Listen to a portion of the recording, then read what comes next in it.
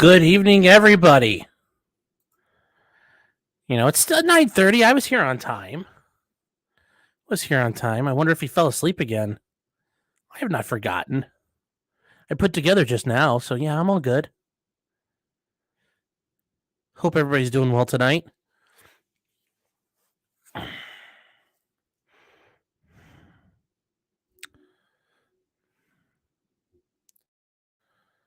First, it's always important to be first. Got to get that first. Hello, Parallax, Dan, M2, Mia, Selena, 4M, Charles, KTB. How are you guys doing? I'm gonna wait a couple minutes, let everybody kind of filter in. So, yeah, hope everybody's doing really good tonight. It's almost Friday.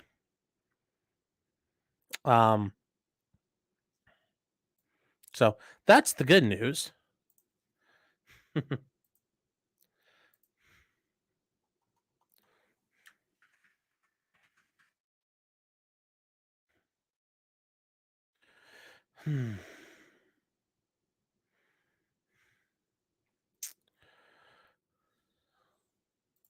So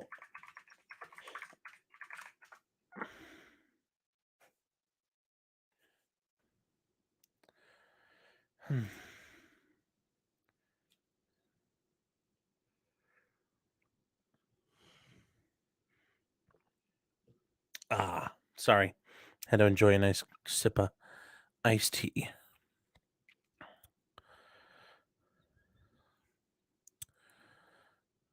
Switch to Lice Chat. By the way. Oh, live chat? Yeah, live chat is always critical. Always use live chat. Yeah, never otherwise. You know, Harris, Bifrons, Bogey, how you guys all doing? Night Watch. Hello. No, my day was pretty good today. Didn't get as much work done as I intended just because I got glued to the closing arguments. But, oh well. I'll probably have time to work on more stuff tomorrow. I'll have pretty much all day, so it'll be all right. M2 is saying, so some good news on the 2A front. A Texas District Court ruled that Texas was unconstitutionally banning those from under 21 from concealed carrying of handguns. Good. That's a good start. Hope they work on it. Charles, how are you doing? Thank you. Appreciate the beard. Thank you, brother. There we go. Brother. Nas, how you doing? Long time no see. Zero Signal, how you doing? All right. Well, we're almost there to the. Well, I guess we'll do the kind of boring thing first, and then we'll get to the fun one. And then if you guys have other stuff you want to talk about, we can. But, you know, I think you guys know where I'm going with some of this.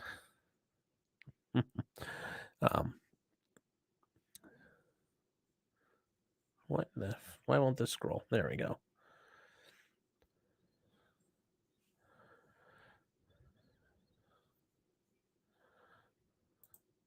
Well, Nas, I'm actually trying to work on that. I've this summer kind of sucked, but I do plan on trying to cover more trials. I plan on streaming a lot. Well, I do. You know, I've been doing like Friday nights and Saturday nights. You know, or Friday or Saturday nights. You know, in addition to the Thursdays. But I am trying to get more trials going. That was something I kind of slacked off on. I know a lot of you guys liked it. So did I. So we'll be working on that going forward. There's a couple of them. Like Sarah Boone, the suitcase killer trial, we'll be doing that one gavel to gavel. I've cleared out my schedule for that one. Richard, can't stay, gotta be up at 5 for work. All right. Well, have a nice night and sleep well, man. Appreciate it. Gina, you didn't get a notification. You know, what can I say? Mama Susan's out to get me. Long crime is a bully. Yes, they are. Well, it's good to have me back. I appreciate that. Thank you.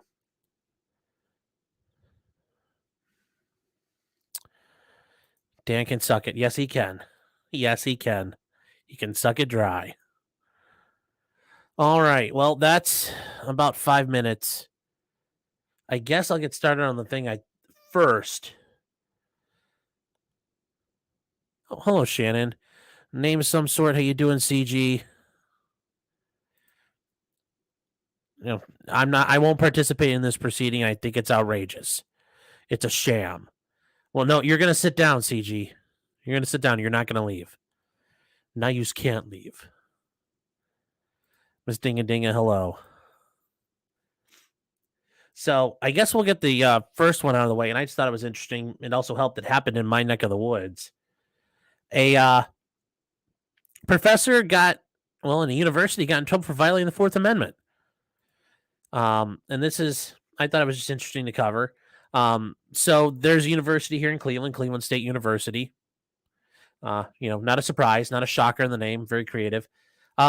They had a video search of this guy. He was getting ready to take a test, and they made him turn the camera on and show the room he was in to make sure he was in a place where there weren't other people.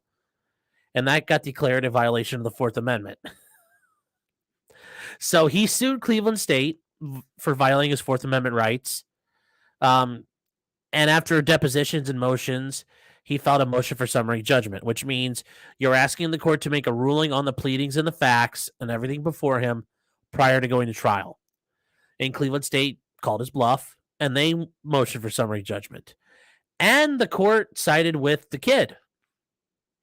It's very interesting. I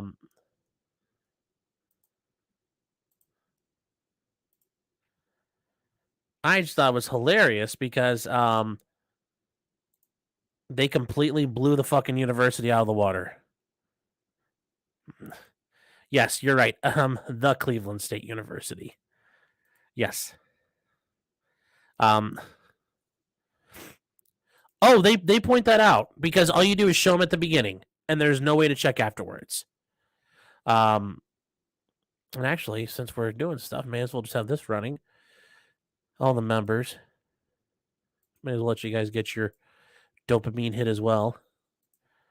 So this is the case. It was Aaron Ogletree versus Cleveland State, and this is only at the district court level, but they already asked for a motion for summary judgment, and the judge ruled in the kid's favor. So there is no trial. It's done.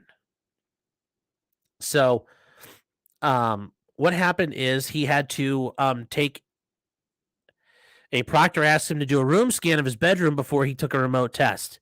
And this is also because it came about because of COVID. So the guy did it from his dorm, and this caused a bunch of issues. So if you want the easy, the Reader's Digest version, they both moved for summary judgment saying you need to make a decision. Tell us who wins right now. And the judge said, okay, fine, I'll do that. And the defendants lost and the plaintiffs won. So, Aaron won. Now this is 24 pages, and it's about a kid taking a test. So, yeah, it's very interesting what they do, how they talk about what happens here. It's interesting because Cleveland State neither requires it nor recommends it pursuant to any policy.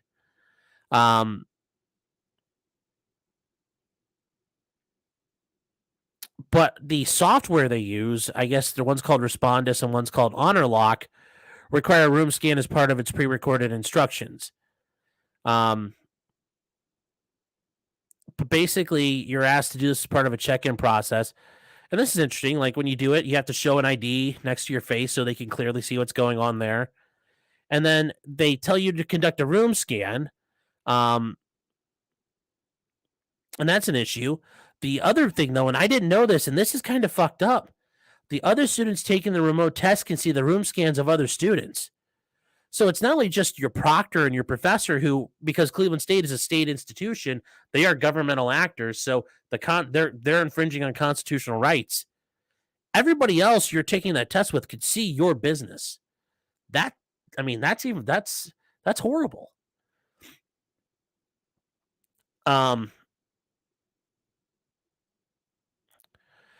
Yeah, it was very interesting how they do this. They talk about could anybody refuse? And that the proctor who's in charge of offering the test said she's never had anybody refuse, and she wasn't aware of what to do if there was a refusal.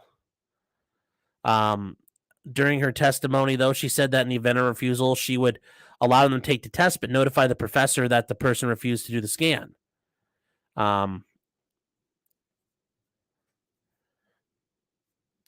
So at that time, yeah, so I just very impressive how they get through this. During his class he was taking in chemistry, the policy the professor had said, I reserve the right to ask any student before, during, or after an exam to show their surrounding screen and or work area. We will send you a private chat to ask you to do this. If you do not see the chat message, I will use the microphone to ask you to check the chat. That's fucked up. So you're just sitting there, and all of a sudden they could say, we demand to see what's around you. Remember, they're governmental officials. So that's like a government official walking up to you. We want to check. You got a warrant? Well, no, we don't. So, well, fuck you. And Aaron Ogletree had the right idea. He told them to fuck off. Obviously, he didn't tell them to fuck off.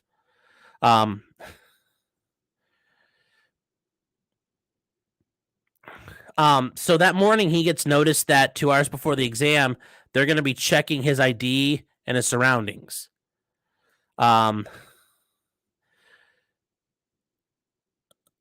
Within 15 minutes, Ogletree replied and said he had confidential settlement documents in the form of, oh, come on, scroll down.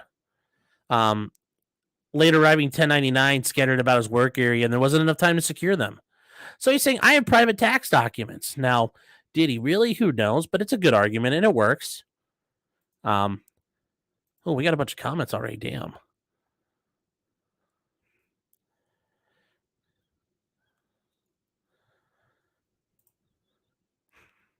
Parallax, Cleveland State, the whole area is like Cleveland? No, thank God it's not. Yes, Harris. Damn, Cleveland State got kneecapped. Yep.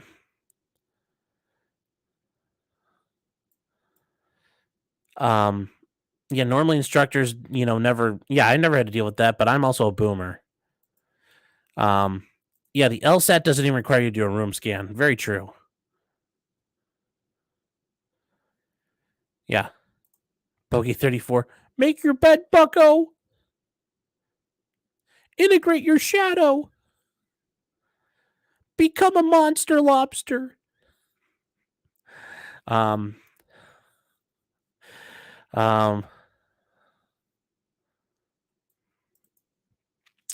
a name of some sort saying Respondus just asked for a desk check, not a room scan. I just used Respondus before this live stream for a quiz. Totally wrong on the university instructor.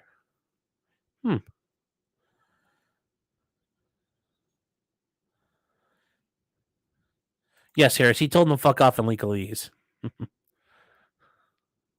You're not a boomer. I don't think Jordan Peterson's talked about washing your penis, but yes. Wash your penis. Otherwise, the socialists will win. And the postmodernists, they don't wash their penis.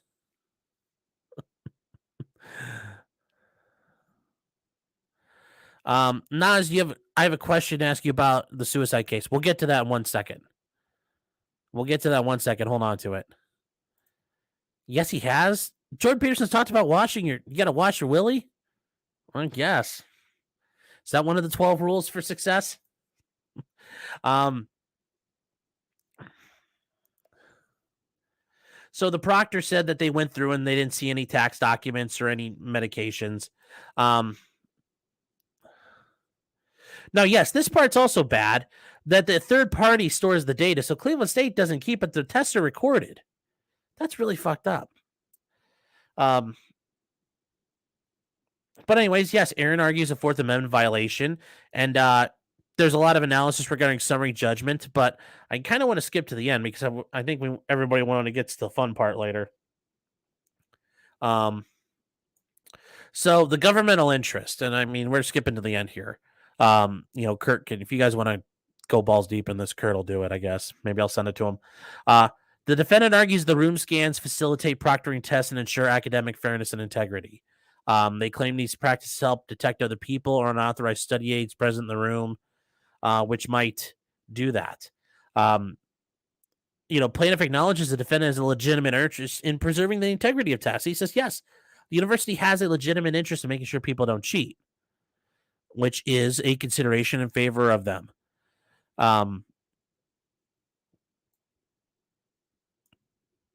The plaintiff argues the room scans are not necessary to preserve integrity, and he's correct. That they can do other things to preserve and ensure academic integrity. They can include safeguards for proctors for suspicious movement or using proctoring programs that perform functions like preventing the student from accessing the internet or other programs during the test. Which is true. Like when you take the bar exam, you're given a program that when you put it on, it locks your computer out. You can't do anything else but what's on the screen. You can't alt tab out. If you shut it off, it's kind of a pain in the ass because you're still stuck in the program. You cannot access your computer until you close the program out. But once you close it out, you can't reopen it. So there are other ways you can do that. The recording students during test, but that kind of goes in the Fourth Amendment issue, making them perform a room scan while you're going to be recording them. They could use artificial intelligence to detect suspicious movement or plagiarism, and they already do that. I mean, when your professors say they have plagiarism software, they just copy and paste it to Google. That's all they're doing. And the plaintiff is correct that he argues the room scans have minimal value because there's ways you can cheat that won't be caught. Students could access their cell phones or notes in another room, and since you aren't required to be on camera the whole time, you can do whatever the hell you want.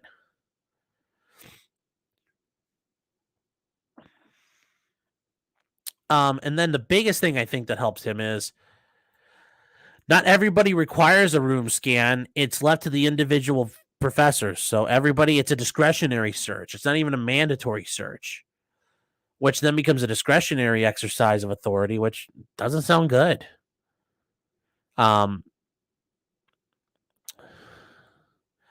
So, there are all kinds of problems. And the court does point out the defendant doesn't offer much argument or evidence to support the use of the room scans. Maybe there's not enough evidence with it yet, but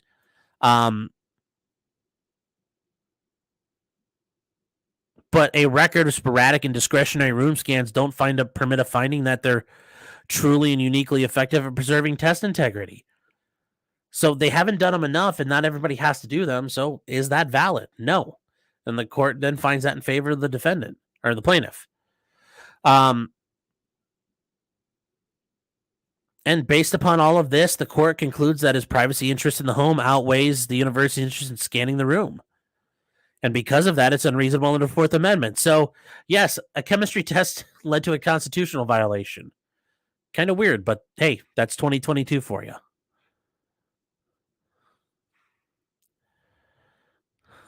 So, yes, let's do the fun part. Okay, we're about to do the fun part, I guess.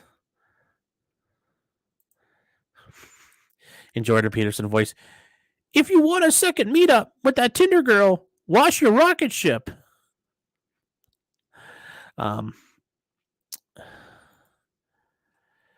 CG saying they'd probably be in the clear if they provided an alternative to students who refused, like a private room in a library. Yeah, except this is during COVID, so you're probably not allowed on campus. So you're probably not allowed in the library. I just think like software that locks out your computer is far more effective.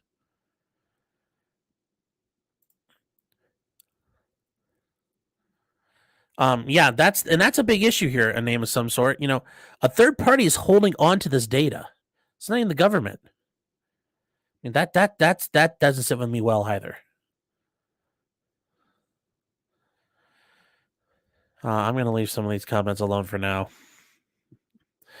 Charles said, I rode a motorcycle approaching Cleveland, nearly got swallowed up by the potholes. Yeah, that happens a lot.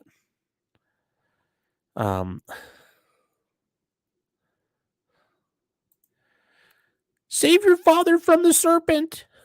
I'm losing it. So, yeah, Harris, I think you said it best. You got to love when test taking strengthens the Constitution and the Bill of Rights. Yeah, I agree. Who knew a chemistry test would do so much? I guess school's important after all. All right. Well, I guess we'll get to the fun part now. Yeah. So there is a trial currently ongoing, and Nas, throw that question out there if you want. I'll answer it now. There is a trial brewing in Delaware County, Ohio, which is just north of Columbus. It's literally the county to the north.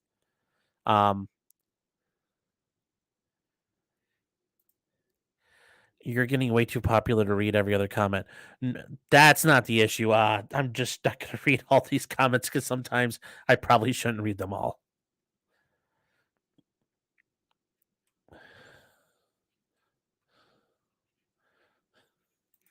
Okay.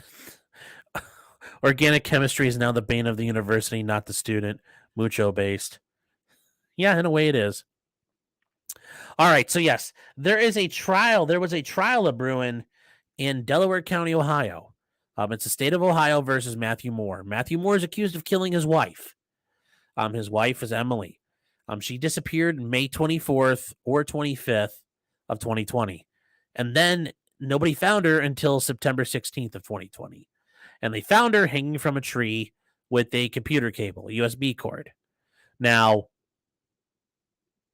what's the issue? Well, she sat outside all summer in Ohio, and it's in central Ohio. So it got nice and hot and humid.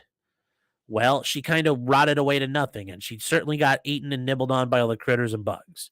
So they basically found a skeleton with some skin hanging off of it. Based upon all of that, they believe the husband was involved. Now, just so you guys know, as a pro tip, if your loved one goes missing, they're going to assume you did it. It's just business, but there's also a good chance you did do it. So that's the case there. Now, the arguments are that first the prosecutor was saying he killed her in the house and then took her outside and hanged her. But it's more, now their argument is he found her out in the woods as she's foraging, which I still have an issue with. Like, it's 2022. You're foraging. Like, does she go out and forage and then her husband go hunt? And she says, "Come, hunter, let me take my gatherings and we shall together create a culture with these things." Like, what is she gathering? I don't know what she's gathering. It's not morel season. Miss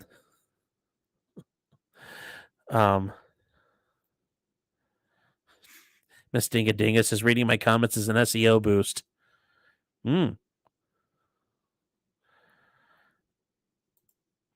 We'll hold on to that. We'll get to that. We'll get to that at the end, Nas. Let's see here. I didn't skip over everybody's stuff. Jeez. What did I skip over, KTV? What did you say that I meant? I don't want to go. No, I do not want to go balls deep with Kurt, but thanks. Well, hey, I offered. So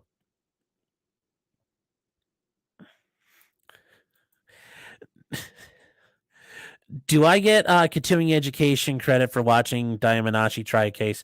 No, but I almost every trial I've ever watched, I've been able to take notes on something that I thought was important or good, and then I tried to work into what I do. So, don't get CLE credit, but that's okay. Your guys' likes and subscriptions are more than enough. They're more than any CLE could ever do for me. So, anyways, getting back to what Matheau Moore is accused of doing. He's accused of killing her and leaving her out there. He was not involved in the search. At one point, he was brought to the station, read his Miranda rights, and he said, "I didn't do it." Now, the prosecutors are seizing on that argument or that statement, and anybody who's forcibly taken on the police station in the back of a car, then read your Miranda rights, you should assume something bad's going to happen to you. Now, what Matt didn't do was shut up. He should have shut his mouth, because it's that statement and the statements he made to the press the prosecution are using against him, and including a statement he made to one of the detectives that I loved her. Well, you can't do that stuff because they'll use it against you. Anything you say can and will be used against you. So shut up. As I said earlier, shut up, shut up, shut up, shut up, shut up. Don't talk. In the meantime, he was out. And then in June of last year, he was arrested and formally charged with murder. And he's been in jail since June 17th of last year on $2.5 million bail. And he's never been able to post it. So he's been sitting in jail for over a year now and a couple of months. So trial started and they've been going, and today was day 7 and they finished. Closing arguments happened. Both sides wrapped up their cases. The interesting part of it is right at the beginning of this morning, the defense the night before had made a motion to dismiss.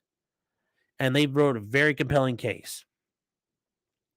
The prosecution was kind of bumbling and stuttering and didn't realize they got caught flat-footed. But they made an argument, and the judge wanted the night to think it over, which is more than fair. There are a couple hundred exhibits. He needed time to look through everything to make a proper decision.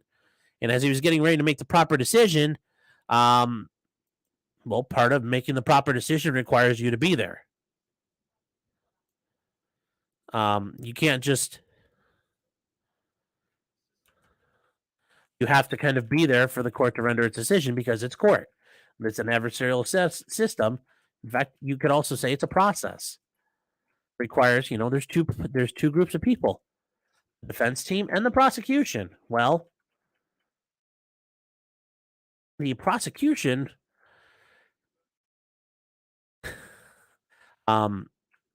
decided it didn't want to be involved. So this happened this morning, and I don't like using long cuck as much, but hey, we got to use them because it's where we are right now. Okay. So there, we'll cover him up. He lied on so many things. He did. He may have. But they can't prove this beyond a reasonable doubt yet. Brand of cord for research purposes.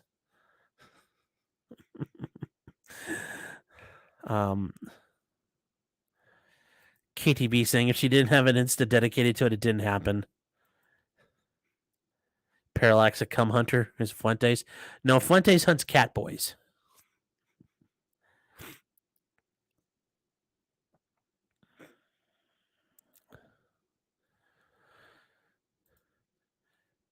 No, I know there's actual foraging as a thing, but it's just some lily white lady in, one of the nicest suburbs in Columbus is out foraging in like a stand of trees. It wasn't like she went out to the woods. I just thought it was a little nonsensical. Ag biochemist. I'm not an Ian fan myself, so.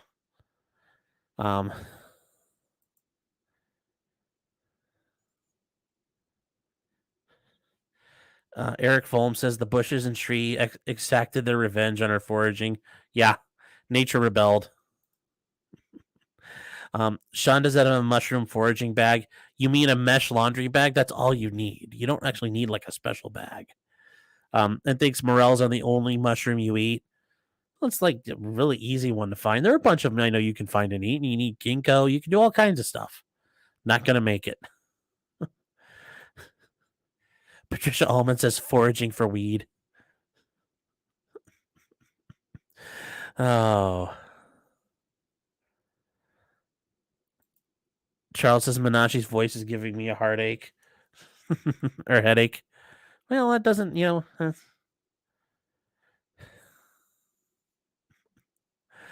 BQ, appreciate you engaging like that.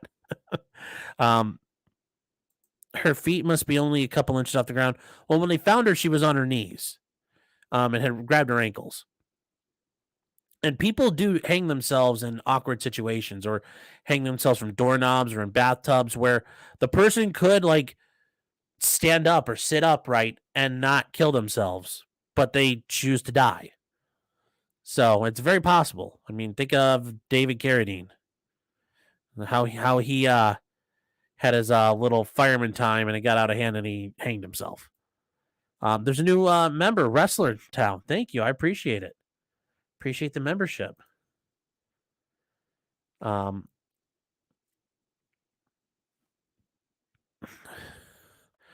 I miss? Oh, hold on here.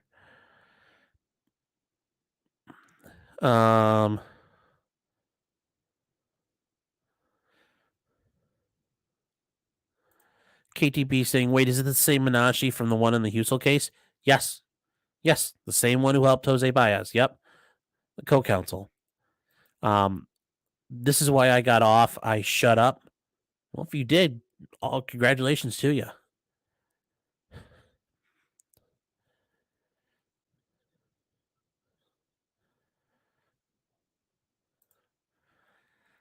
Sean, don't be the defense lawyer right now. It's like asking a fish not to swim, man. Yeah. I know there's questions there. But are there enough questions we can send this guy to prison for life? I don't think there are.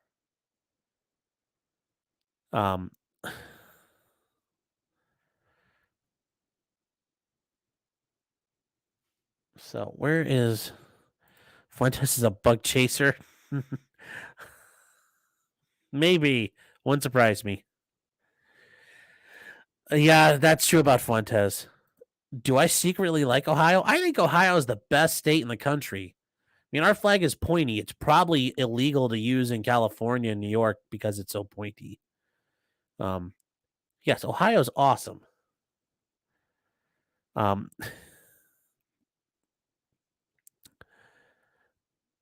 Can you steal? Luke Pearson's asking, can I steal Rackets' long crime cucks emblem and change out Jack Murphy's beard for the prosecutor? You know, I might actually talk to him about that. I got to get in touch with him. Because I got, oh, by the way, I have Twitter. I fixed Twitter now for me. My Twatter is fixed now. Well, I got back on Twitter and they haven't killed me off yet. So, here's my Twitter profile. There's my Twitter. And then there you go. There's my excited to come up with something new. So there. And use potentially Sean because otherwise they were keep nuking any potentially criminal accounts. So that's my new Twitter account for the channel. Let's go back to getting this ready.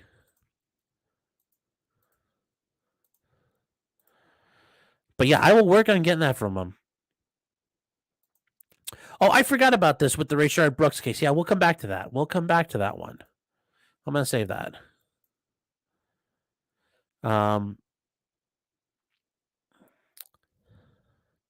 This is not fun. We're getting there.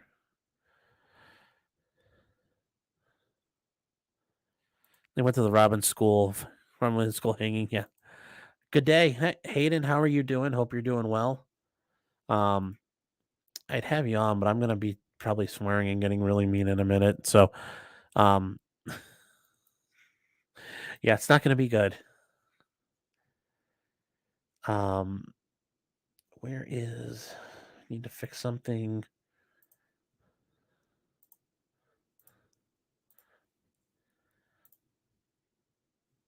All right, we're all set.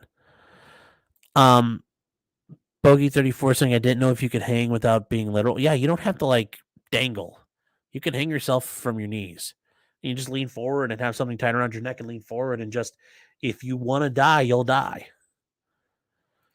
Yeah, it happened to Robin Williams, Wrestler Town. I believe he died and he could have stopped it at any point if he wanted to.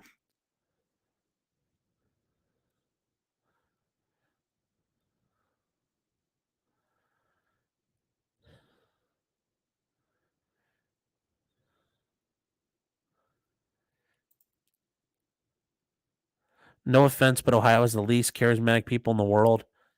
What? Are you saying I'm not charismatic? Come on. Stop saying twatter. No. Twatter. Well, I'm not asking permission to steal Nick's stuff. I just don't have the actual file. And I'd like to have the file so I can do it right. But yeah, Hayden, get ready. You're going to love this. Okay, Parallax, one last thing. Potentially Sean. You might be Sean. You might not. I know. All right. So, all right, here we go. So we're going to watch this. You guys don't have to go anywhere, Hayden. You're going to see the temper tantrum now. Fucking cry pants are about ready to go. Oh, the Pants Maestro member as well. Thank you very much. I appreciate your support. So here we go.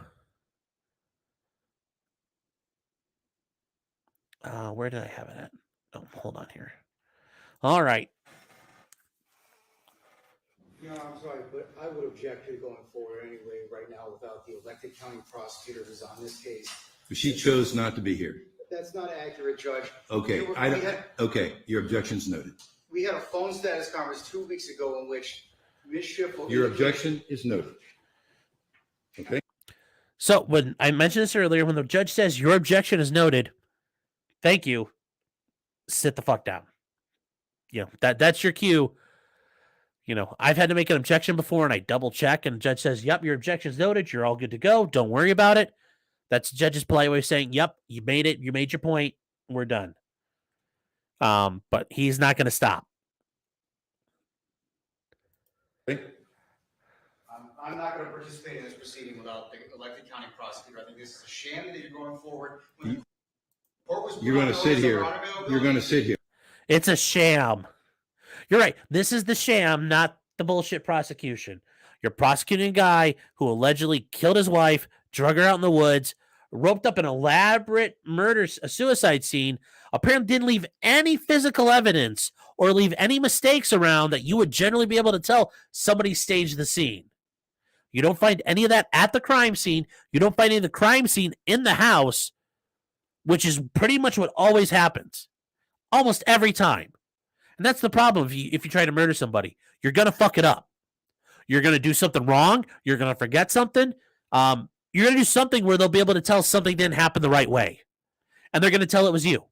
You leave a footprint. You leave a hair. You leave a bullet casing.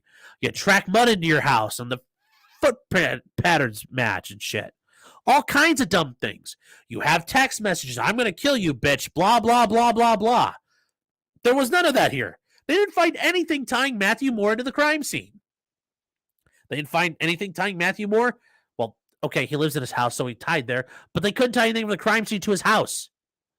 The shit you actually need, like this USB cord, it doesn't attach to anything in his house. Nobody's aware of attaching to anything in his house. And it's not like he ordered it just for this case to kill his wife. So how do you put the cord in his house in his hands? You can't.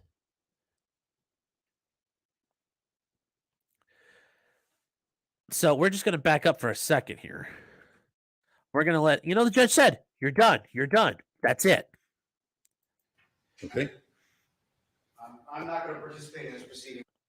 I like how he starts to walk out, then turns around. I'm going to leave, but then I'm going to face you. Just stand up and face him, bro. Come on. Without the elected county prosecutor, I think this is a sham that you're going forward. When the court was You're going to sit here. You're going to sit here. You were told about her unavailability and specifically told her on the phone not to cancel that appointment, that it wouldn't be a problem. Well, I'll tell you what. If you want to be here for the decision, that's your business. Well, Your Honor, I think this is outrageous. You're going forward without the prosecutor. Okay. I've never told a judge anything to their face is a sham. This is a very cocky son of a bitch. And to say this is outrageous, it's so outrageous. Yes, the judge is going to review the motion to dismiss without your boss here. You are her representative. You are an assistant prosecutor. She hired you. You stand there in her place. Just like other attorneys in a law firm, she is there. You are there on her behalf. Is there some reason you can't be there right now?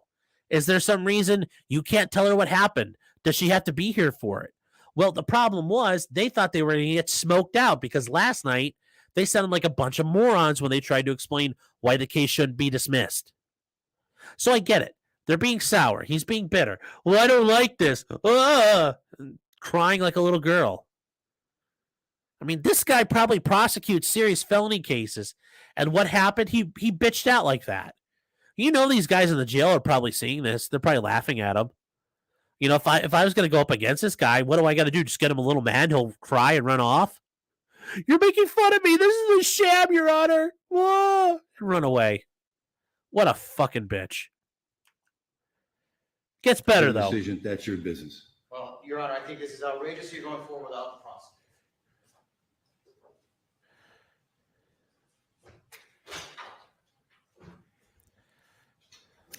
Just look at that. Look at that. You want to be here for the decision, that's your business. Well, Your Honor, I think this is outrageous. You're going forward without the prosecutor. You know, this is so outrageous. It's such a sham. You're just like, it's outrageous. It's a sham. I'm going to push the door open. Like, you're not going out of there with some fire, with some passion? I mean, come on. You're going to say this is a sham? This is outrageous, Your Honor. You're taking on this case without having the entire prosecuting team here. You were aware of this before. You know, he's just like, Judge, you know, we agreed to something. Oh, please, Judge. And then when he didn't get his way, he just cried and, you know, dragged his tampon out behind him. You know, I'm surprised he didn't trip over it. But that was it. Like, fucking pathetic. Go up to the fire doors. You're just like, click. I mean, where's your fire, man? You're supposed to probably be one of these fire breathers. You're probably supposed to be a guy that I deal with the bad guys. I'm sure you do. I'm sure you do, honey.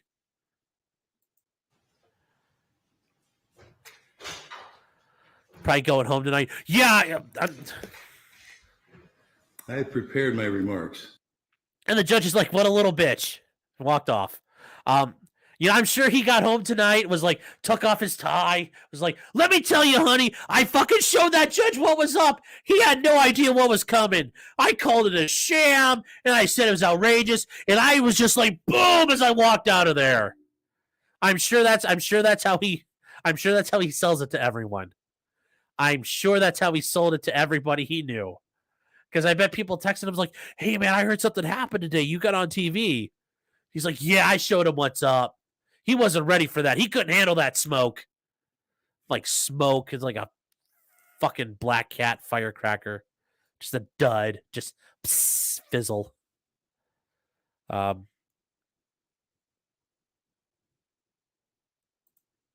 Yeah, Sig, you're right. If he's gonna pull this, you gotta go all out. You gotta have the passion, man.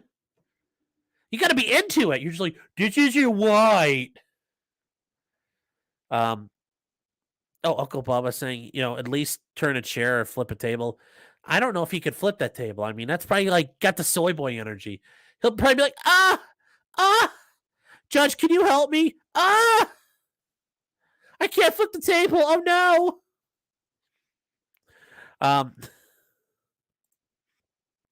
Yes, Mickey Lynn, this is a murder case. This is the state of Ohio throwing a temper tantrum on a motion to dismiss in the middle of a murder case. KTB, he looks very unsure, yeah.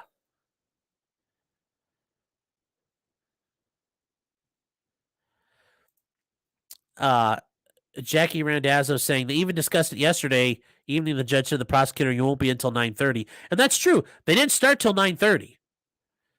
So, yeah, we already said we'll be there at 9:30. So whatever she did ran late. Naz is saying, what is he supposed to do? Then walk away. Well, be a little more forceful. Like when you go out, like you go up to the, you know, when you go up to the gates in the bar, you can like thunder through them. And like when you come up to the door with the panic bar, just like boom. I mean, you've never been pissed off in your life. You leave a building, you're just like, ka-cha. But no, he just went, ka-cha. Click, click. And he probably was like, boss, I showed her what was up. That was just sad. It was sad.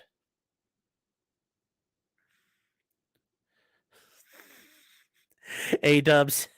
If he had opened up his stride, his beads would have made a train. Yes. Wrestler Town, he looks like the son of a He-Man villain. Oof. God dang, you guys are dragging the shit out of him right now. Ooh.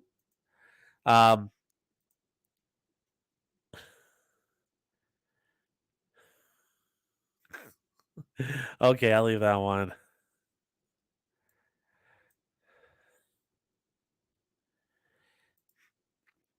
He realized it wasn't the badass moment he imagined in his head. I think so. I think so. Um,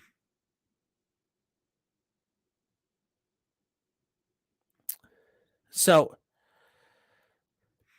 SG Blues is saying, have you ever practiced law in another state besides Ohio?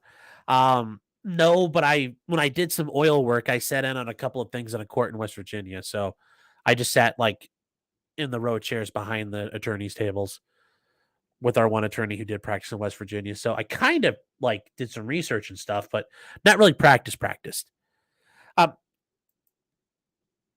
But going through that guy is in charge of, I don't know what his caseload looks like, but I'm sure he's got a serious felony caseload because he's like co-trying a major murder case. He's probably got other murders, manslaughters, felonious assaults, rapes, robberies. I mean, he's probably got everything on his plate. And that's how he acts if something doesn't go right. I mean, he is entrusted with massive power that can easily be abused. You have to display a level of maturity and poise when you have that power. And if you can't do that when things don't go your way, for fuck's sake, man, maybe you shouldn't have that power. I mean, it's concerning. I mean, I don't think the people of Delaware County will be thrilled to see their prosecutors acting like that. And, they wouldn't be thrilled to see later on how the rest of them act. Because there is a spot where, yes, after a while, people do show up. Let me see if it's here. Yeah. So in the middle of his thing, Eric's saying, he should have kicked those little doors open, but that probably would have broke his leg. Oh, I'm sure it would have. He doesn't drink enough soy. His bones are brittle.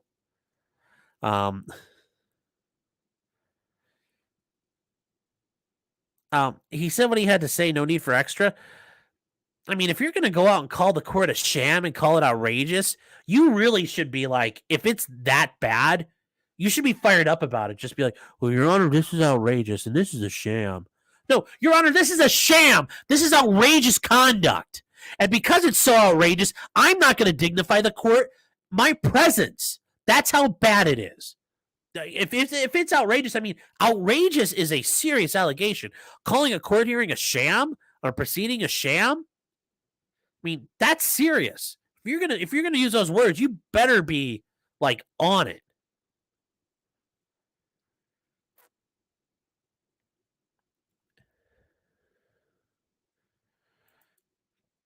Why couldn't he listen to what the ruling was without his boss?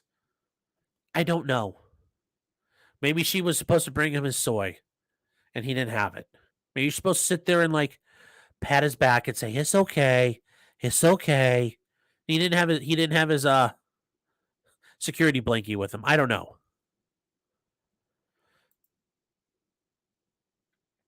Mickey Lynn, please tell me, regardless of childish antics, the accused is getting a fair trial.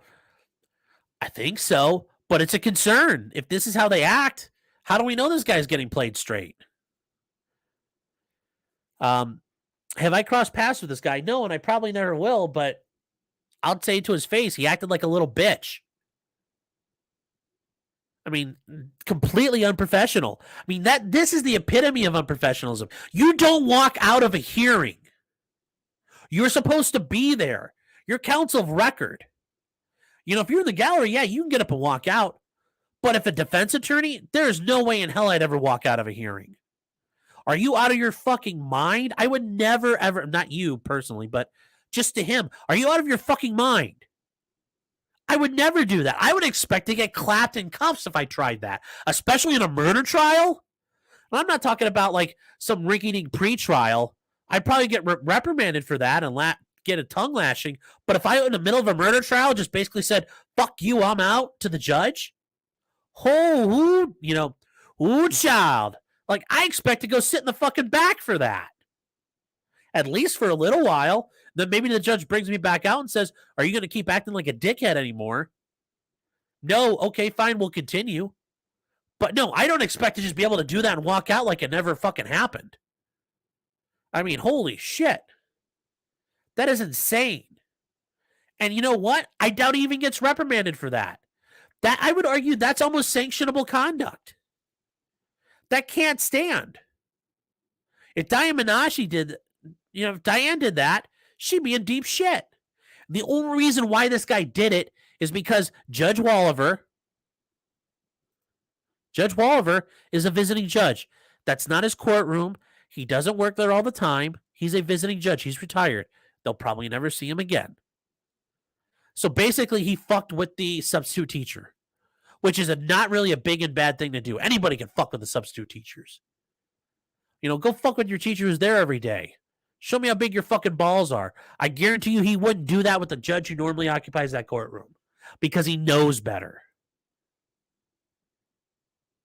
Maybe he was preening for the cameras. I don't know. If he was, that makes me even more scared if you ever have to deal with him on a case that's televised. What the fuck is he screwing around with behind your back?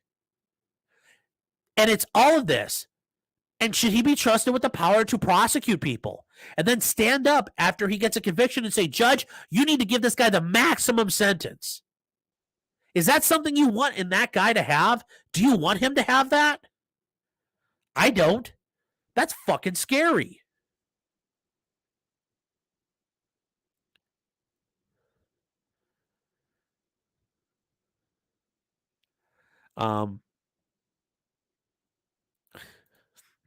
Sean Pellegrino. Pretty soon they'll want to check everybody's buttholes like Chili warned us. Yeah.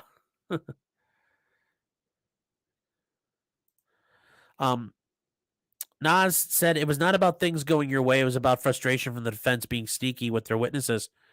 Defense, you know what? The defense is supposed to be a little sneaky. That's how we operate. Like, we don't have to throw our cards on the table. They do. And he was butthurt because they got caught with their pants down last night. The judge said, I agree there's a homicide, but then he stood there stern-faced in his chair and said, explain to me the intent and explain to me how you could tie him to the scene. And they were floundering. They barely got away with that.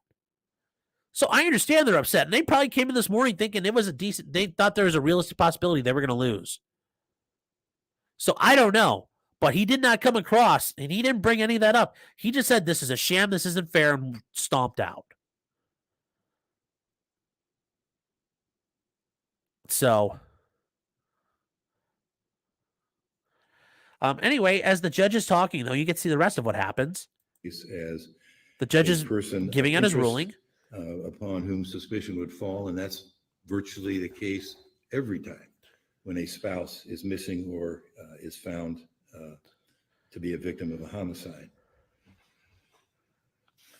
Certainly, circumstantially, based upon that evidence, based upon the conclusion that the court's finding that this is a homicide and state suicide, is also rather consistent with the thought that the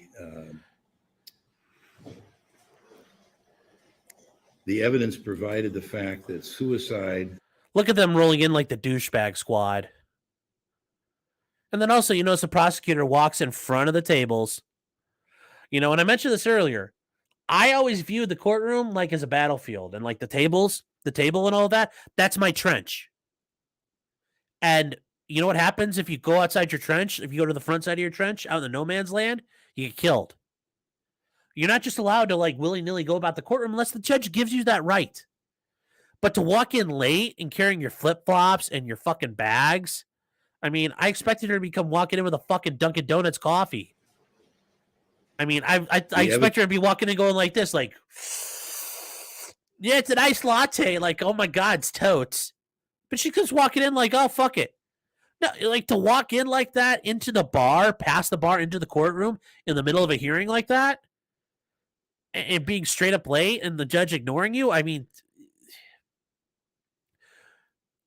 unprofessional as fuck.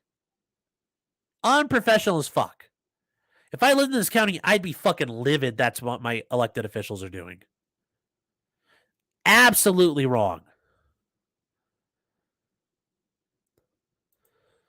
But anyways, they keep Evidence going. provided the fact that suicide over a significant period of time has affected the difficulty in the lives of both the defendant and his wife, which likewise has a bearing upon why that could very well have been staged by her husband. Again, at this time, considering all of this evidence and in light of what the court has preliminarily addressed regarding the nature of the court's decision, I find at this time that taken in total, the state has met its threshold burden to allow this matter to be considered by the jury, and thus the Rule 29 motion presented timely at the close of the state's case will not be granted. So yeah, he went and stormed off. It was such an outrageous sham. You got what you wanted, you fucking asshole. This is outrageous. It's a sham, Judge. I won't stand for it. I can't stand for this. I agree, and I'm actually siding with you on this motion. Oh, well, thank you. The court will simply state for the record at this time, and particularly since we are coming to the close of the state's case due to our unique agreed circumstances, that the court on its own motion is going to take under advisement a Rule 29 motion at the conclusion of all of the state's presentation of evidence, and will proceed accordingly.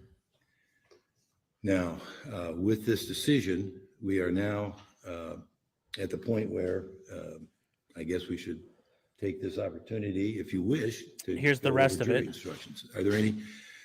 Is the state ready or willing to discuss jury instructions at this point? Yes, Ha! And he does say, like, are you guys ready, and are you willing to like actually do your fucking job now? No, I will say the judge just completely ignoring them is good once they walk back in. He shouldn't stop. He shouldn't dignify them with the response on the record.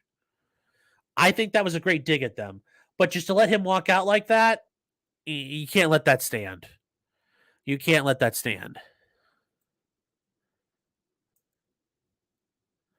But anyways, I get a couple of these catch up on. Carlos is asking, is he a millennial? I don't know, probably. Wouldn't surprise me. I bet he's at least my age, mid-30s.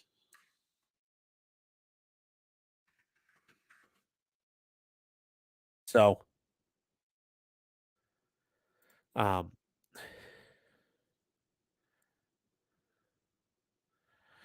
somebody mentioned Nate the lawyer in the chat, but I wasn't sure what he was talking about. So, the Pants Maestro is saying, we had a local lawyer that refused to proceed on a rape trial. And he sat for 30 days and had his license suspended.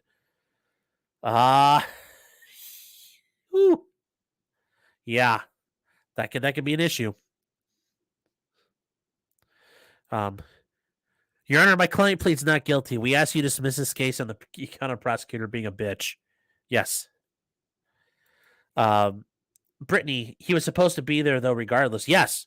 You don't just get to leave. Like if you are in a bad spot and the judge is gonna blow your shit out, too bad. You sit there and take it. If he's gonna kill you, fine. You are dug in on that hill and they're going to just wipe you off the face of the earth. So be it. You take your licks and you move on. It happens to everybody. Just as if you screw up and the judge is lighting you up, it's going to happen to everybody. And, Diane was right to just keep her mouth shut through all that. But you take your licks and you okay, I fucked up, and move on with your life. Yeah, this is the reason I think this judge was a Chad and didn't miss a beat. Yeah, once it started, he shouldn't stop. Sweet Tooth Fairy's asking, is he an ADA, an assistant district attorney? He's an assistant prosecuting attorney. In Ohio, they are not district attorneys. By actual state law, they're listed and they're known as prosecuting attorneys. So the county prosecutor is an elected official and he hires assistant district attorneys. I was an assistant district attorney in 2 separate counties. So yes, I was a representative of the prosecuting attorney.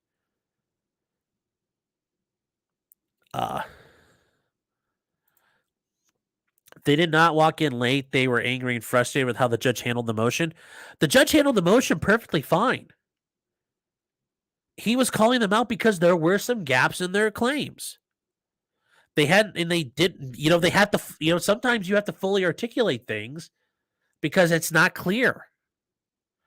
And in his case, he just said, look, I agree a murder occurred. You need to show me how you could tie Matheau Moore to it and you could establish the intent to harm. Because without those two things, you don't have a case. So, how dare he make them prove their case is, I guess, my response. They weren't clear, and it's not 100% clear.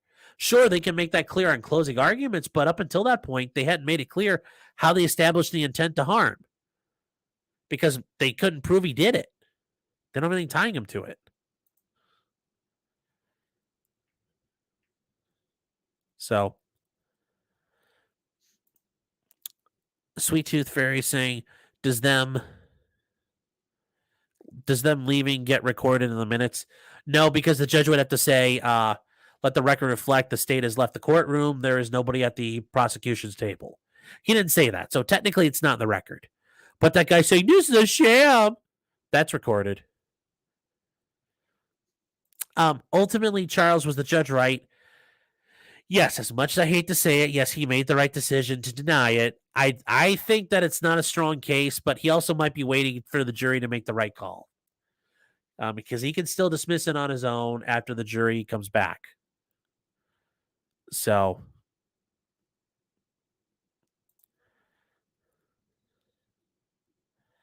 Aaron Gogol saying, I hope the opposition candidate seizes it on this moment in a fit of piquer.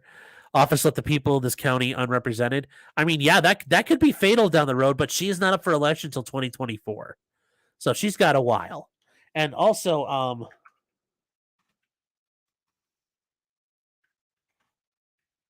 hold on here. Delaware County GOP. Because Delaware County is a red county. That's no issue there. Candidates. Let me see if I can.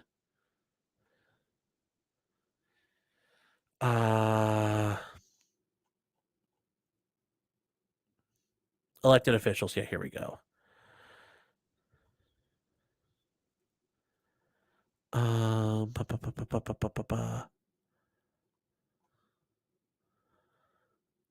Municipal leaders. Oh, yeah, here we go.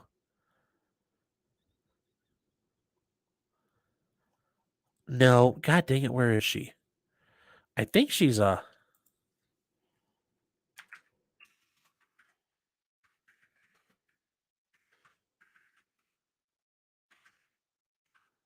here we go. Ballotpedia. This will tell me. Okay.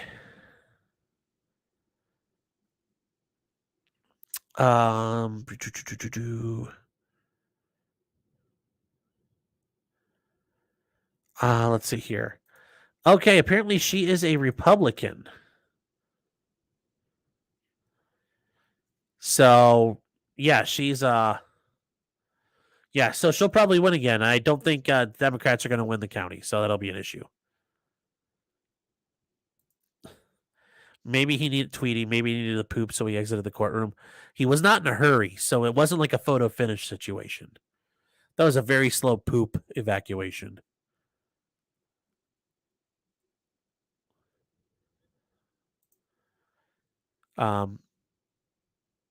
Diamanashi's kind of a boss. I need to watch this trial. You should. Diamanashi does a great job. Yes, Dan Abrams should be ashamed of himself. Yes, always. Is there a crying face emote the court reporter can put on the transcript? Maybe. Maybe. Yeah, overall, she's a good prosecuting attorney. I've never heard bad things out of their office. I just think, every office every once in a while will prosecute a shitty case. And I'm just disappointed that she let her guy fucking stomp out of the courtroom like that. And he never made an apology on the record or anything like that. So I'm a little upset with that. Could this help for appellate issues? No. Because the judge is laying out his reasoning, so it's still out there. Am I trying to break Racket's record for most hours streaming in a day or something? No, Jim.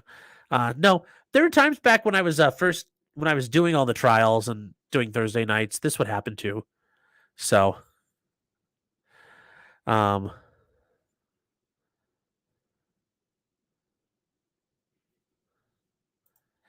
Graham's just saying, just like Noah Betsy had to take a poop. Maybe, maybe he had to take a shit, but like it did. Noah Betts really had to take one. um,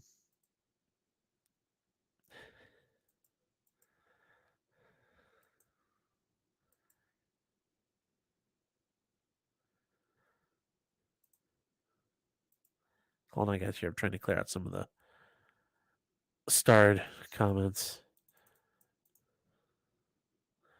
So, all right. So yeah, that's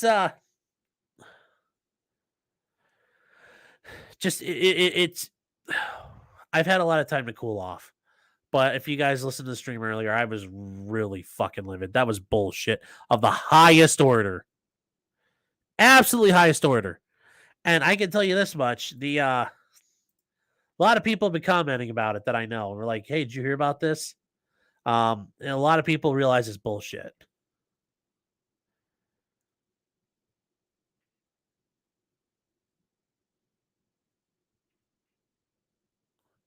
So, oh.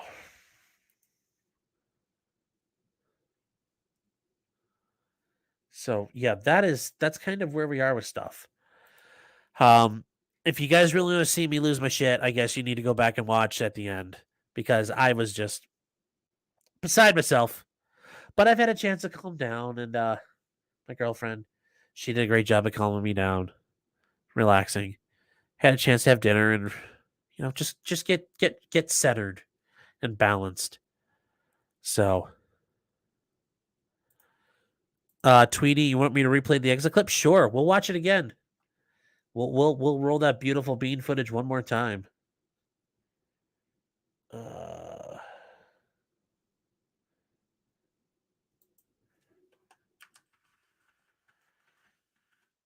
All right, here we go. It's gonna be a couple minutes of silence.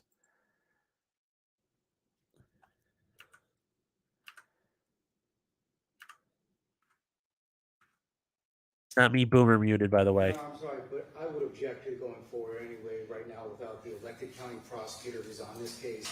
But she chose not to be here. That's not accurate, Judge. Okay, okay, your objection's noted. We had a phone status conference 2 weeks ago in which Ms. Schiffel. Your objection is noted. Okay? I'm not going to participate in this proceeding without the elected county prosecutor. I think this is a sham that you're going forward. When the court was You're going to sit here. You're going to sit here. You were told about her unavailability and specifically told her on the phone not to cancel that appointment, that it wouldn't be a problem. Well, I'll tell you what, if you want to be here for the decision, that's your business. Well, Your Honor, I think this is outrageous. You're going forward without the prosecutor.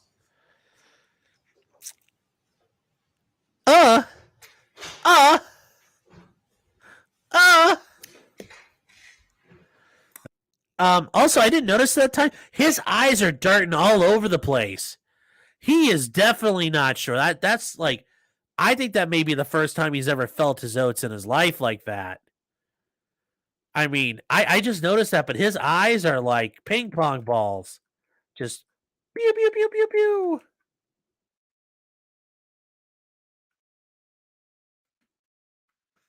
Or anyway, right now, without the elected county prosecutor who's on this case. But she chose not to be here. That's not accurate, Judge. Okay, okay, your objection's noted. We had a phone status conference 2 weeks ago in which Ms. Schiffel. Your objection is noted. Okay? Watch his eyes, guys. Watch his eyes. I'm not going to participate in this proceeding without the elected county prosecutor. I think this is a sham that you're going forward. When the court was. You're going to sit here. You're going to sit here. You were told about her unavailability and specifically told her on the phone not to cancel that appointment, that it wouldn't be a problem. Well, I'll tell you what, if you want to be here for the decision, that's your business. Well, Your Honor, I think this is outrageous. You're going forward without the prosecutor.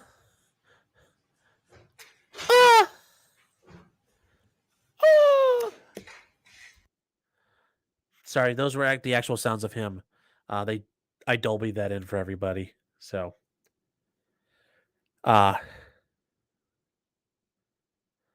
I mean, watch his eyes. I mean, I don't know. When you're up there, man, and you're like, if it's closing arguments, and I had a closing argument once where the prosecutor said something about, society needs this, the victim needs this, the defendant needs, and I objected. So I'm like, your job's not to talk about the defendant, and he stopped. And it was my turn for a closing argument. And you get up and you're like, you know what the defendant needs? My client needs justice. I mean, you got to go, like, there's times where you go full Johnny Cochran. There's times where you're like, from the outset, if you're making motions, you're going to be forceful, you're going to be loud. I mean, this guy's eyes were darting all over. He's looking down half the time. It's like he was getting stared down by the judge who didn't have the balls to look him in the eye. Like, bro, when you're doing that, you're calling someone out, what's a witness, the opposing counsel, the judge, apparently, you got to, they're on you, you're on them. It's like if a dog's barking at you and staring you down, you don't back away from it. You don't look away. But you got to fucking be on that. I mean, come on. I mean, you got to be like, ah! Sorry. But you got to be about it.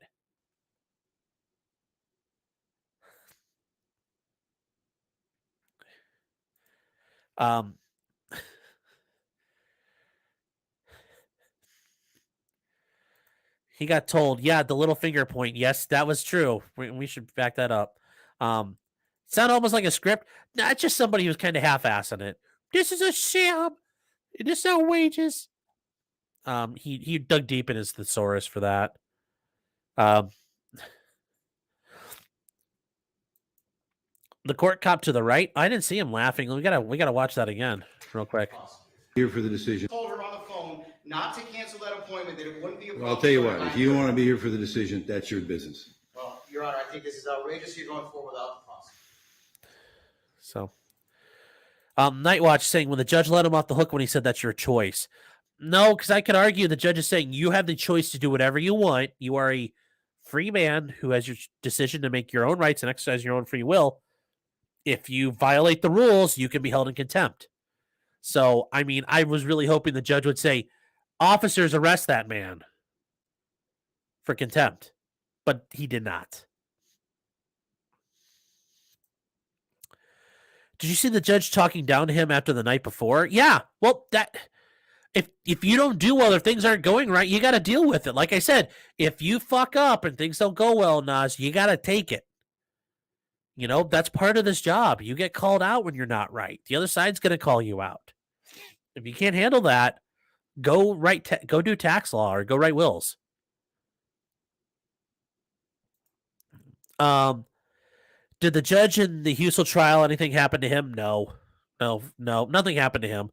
The court unsealed everything, and it turned out not guilties all around, so nobody really cared. So, you're right. Sorry, guys. I'm so sorry.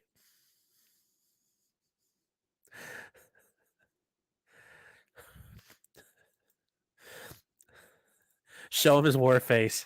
I don't know what face I made. This incident makes me look forward to the day Borowski's a visiting judge. Woe unto the people who have to deal with him. Imagine him going to some county, some city, some country court in the middle of like Yoderville, Wisconsin, and they're just like they do things. And out in the country, things are done at a different speed. And here he comes, the grizzled Milwaukee judge. Woe unto those people. That woke me up. Sorry. It's okay. You scared off the dog attacking me. It works.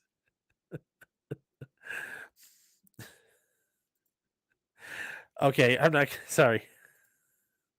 He was scared. I think that's the first time he's ever done something like that. It's like, bro, go be a defense attorney. Like if you haven't been held in contempt or threatened with contempt, you're not trying hard enough. I've been told you stepped the line. Why would he leave? Because he's a beta boy. He's a beta. Beta. We should probably ask him, like, do you love black people? The walking is purposely disrespectful to the judge. Well, I mean, he could have like ran out. It still would have been disrespectful.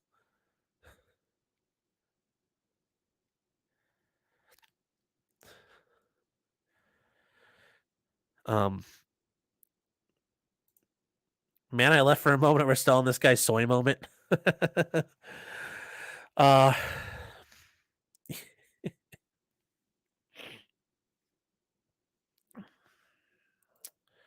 They did not F up. They were just frustrated with the motion and defense lawyers trying to bring up things that were not relevant.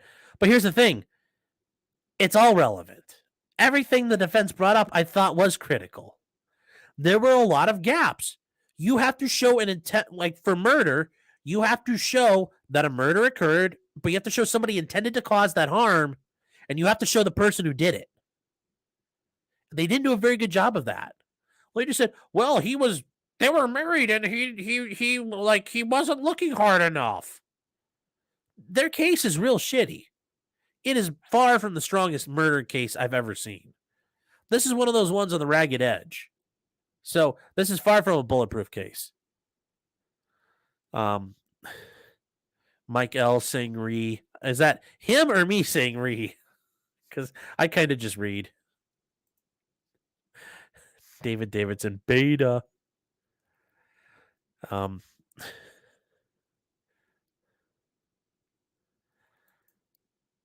Play the closing when Matt goes crazy.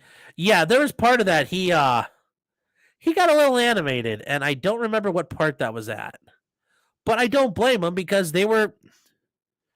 it's hard not to. Because everything he did, they shit on him for.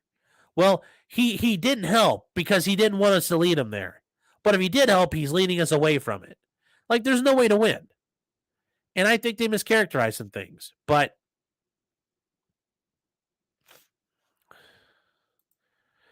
yeah, it's his first time walking out in public. He probably walks out on arguments or whatever all the time. Sure. No way in hell. No way in hell. Is the Discord secret?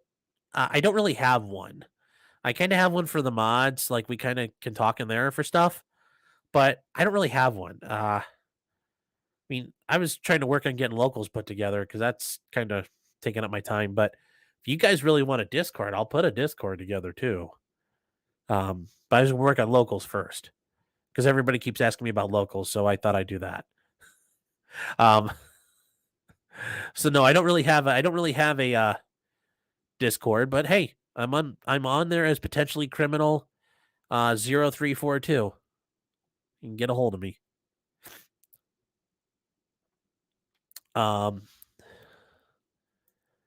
Yeah, Brittany's right. You are supposed to be there. Yes. Bro, you sit at that table and you take it. You get shelled and you get creamed on your own.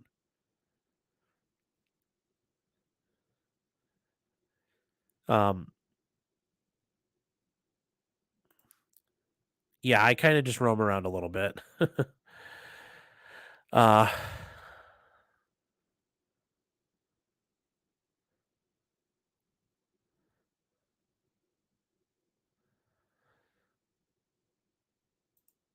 Yeah, they were determining how he should behave. How should you behave? Everybody acts differently. That's not, that's a shitty thing to bring up. Because once again, whatever you do, they're going to find a problem with it. If you're super engaged and wanting to help, well, wow, you're like almost too helpful. You have to be too helpful. You can't be too helpful. Like, you can't be too involved. But if you're not involved enough, that's a problem. So you got to be like right here. But where's this right here? Well, it's whatever they determine right here is. So it's completely subjective. You would never be able to win.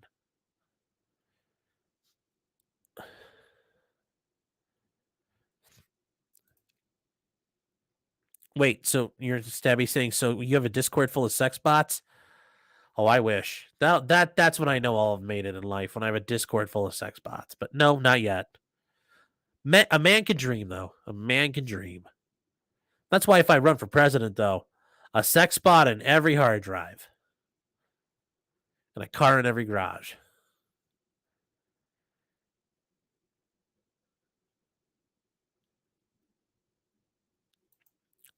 Aaron says this case and the closing in particular has done more to make me lose faith in the prosecutorial institution than even Rittenhouse and Potter. I don't know if I'd go that far, as far as Rittenhouse is concerned, because Rittenhouse was clearly like we had Kyle putting in work on video. This is fairly close. I'd say this is more on par with Kim Potter. Rittenhouse is in a league of his own, though. That will never change, and I don't think anything can compare to Rittenhouse because, like I said, we have him dropping people on video. The whole act occurred on video.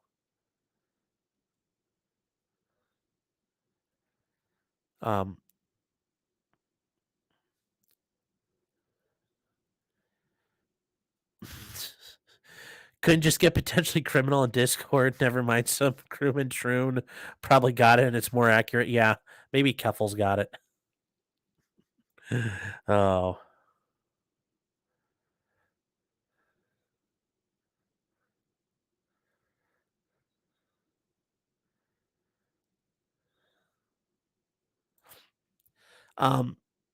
Nas is saying it's not about how he behaved. He literally lied again and again. The story has more holes than a cheese grinder or grater.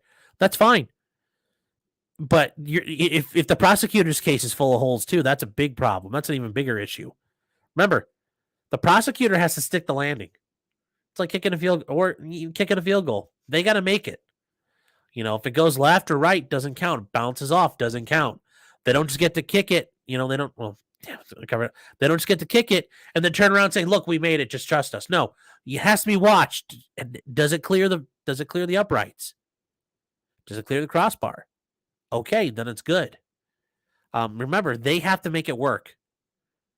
And I don't know. This is kind of shaky. Yes, pinch to zoom. Every blue star in this chat is a sex bot. Ooh, maybe. That'd be pretty interesting. Kind of hot, too. Selena Lamau, you are a member. Thank you so very much for your support. I appreciate it. I actually have something putting together for you guys tonight.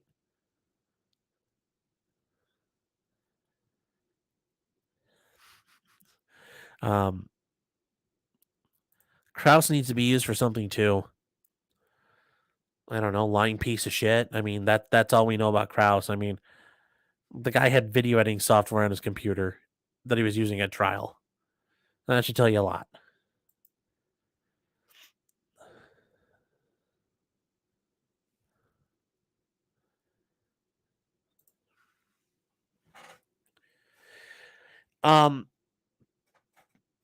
Harris Riley asking a question. If he'd stayed and the judge fucked up during the motion, then couldn't it be argued on the record? And since he left, he couldn't. Great job, prosecutor. You fucked up. Here's the thing, though. While the judge is making his statement about the Rule 19 or Rule 29 motion, you don't get to interrupt him. He's laying out his findings he's laying out his findings for the record. So when the judge was talking and you heard him, he was just going and going and going. And you could tell he was kind of reading off notes that he had. Well, that's 100% normal. So no, them not being there doesn't change anything in that regard. Like I said, it just looks really, really unprofessional and awful. So I hope that answers the question there.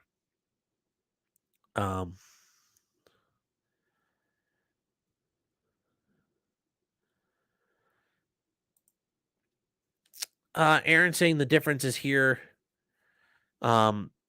That between Rittenhouse and this is that Binger had a political excuse. This is just a prosecutor trying to use cognitive biases to hopefully get lucky.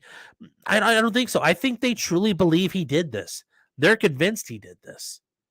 They firmly believe he did this. I don't think this is political. I don't think this is them just, we think it's lucky. They believe this woman was murdered, and even if the case is a little bit sketch, they're well within their right to take it to trial. Now, the ethical standards for taking a case to trial for a prosecutor is probable cause. They can't look at it and have to be guaranteed to win because nobody's ever guaranteed to win. So they meet the probable cause standard the whole way through. But remember, probable cause is like 30%, 25%, and beyond a reasonable doubt, I would argue is like 85, 90%. So I would argue that, You know, I don't think they're sitting there drinking champagne thinking, haha, we know he didn't do it. Mwahaha. I mean, clearly, like, they know he didn't do that, and Kyle didn't do what he did. So,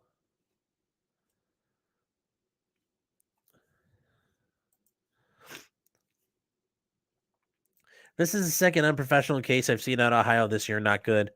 Well, that's because you've also been watching me, and I like Ohio cases because I can comment on them easier because I'm an attorney in Ohio.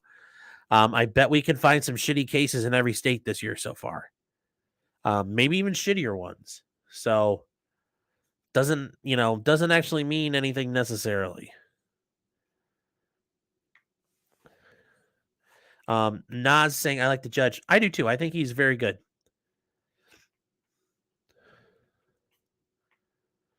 Yeah, no, I agree. This and Husel were too. And it's funny thing is the counties right next to each other. Literally, 20 minutes down the road.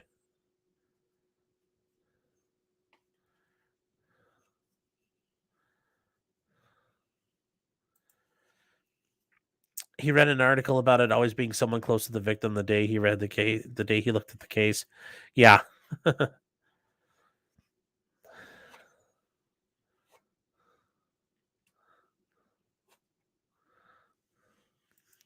Nas, I don't disagree with you on any of that. Like I said, I don't disagree with you on any of that. It's just, I'm not convinced he didn't do it. I just don't think the state has proven their case beyond a reasonable doubt. That doesn't, just like OJ. I think OJ was involved. If he didn't do it, his son did it. But they did not prove their case beyond a reasonable doubt. That's all. No hard feelings, nothing personal. C'est la vie. So, um,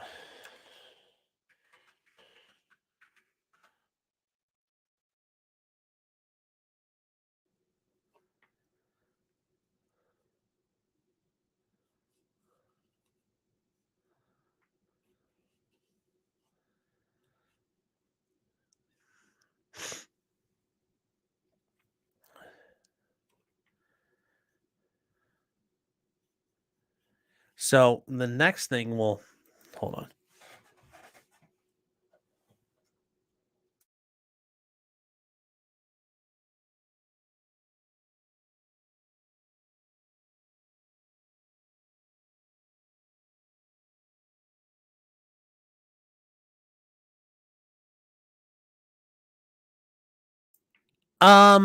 Oh, Harris, I get what you're saying. Yeah, they didn't hear everything. But here's the thing. They were listening to him the whole time. You goddamn well know they were. That was streaming in the office or somebody had their phone on listening to it. So that was entirely there. OJ did it. I'm primarily sure he did it, but I also have a theory that his son was involved. His son was the one doing him up because that explains why OJ got a big cut on his hand. But that's just a conspiracy theory.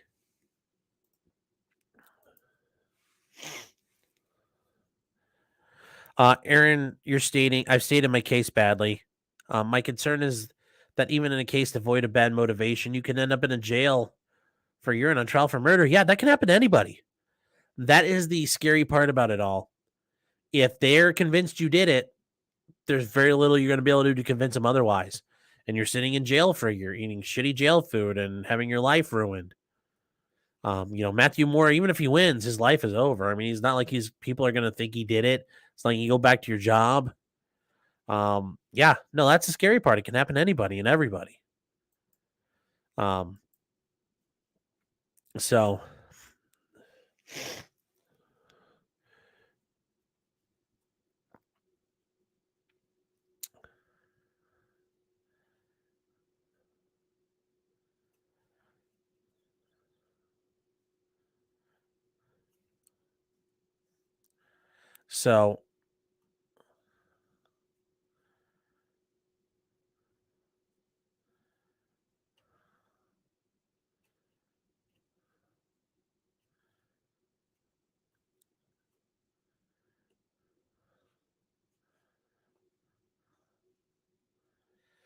sorry guys, sorry, I was trying to read something here. Somebody had just sent me.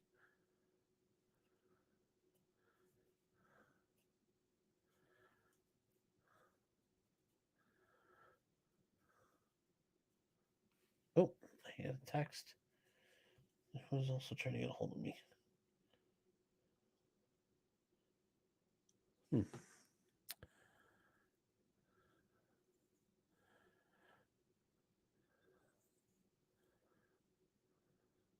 So I guess we'll end on the chemtrails made OJ do it.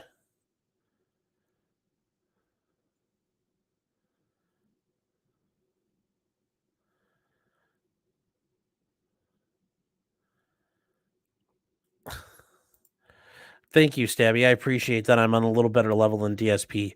I also don't masturbate on camera like DSP does.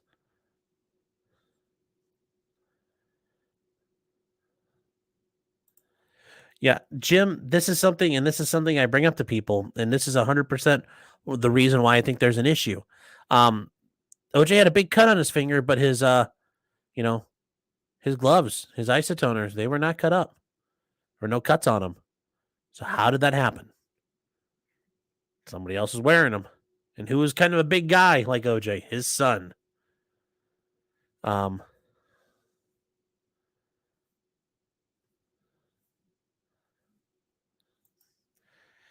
You know, it's where I feel like I'm going to be Bane. Like, you think you know the internet? I was raised by it. I learned how to shitpost in the darkest areas of the internet. I was nearly a man before I spoke in a collegial way with anyone. Oh. So,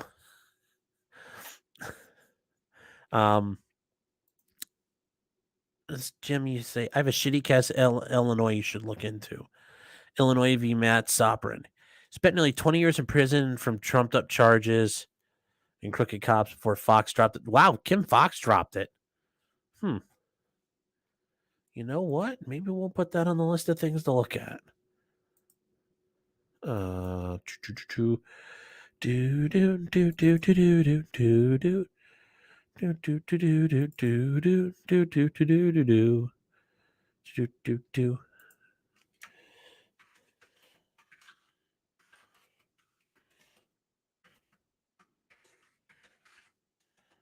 Chicago. Okay. Well, that's good. So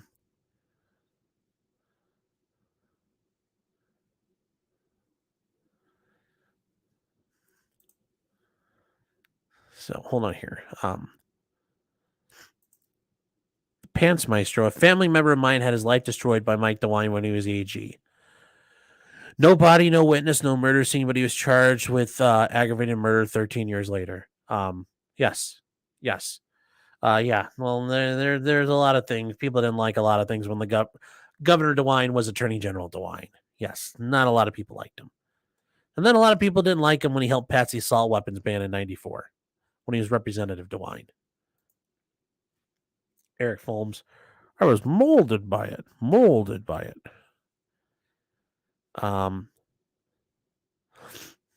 He ended up pleading obstruction after 5 months because no one was talking.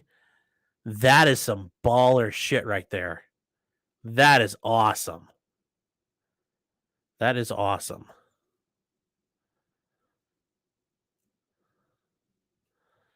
Do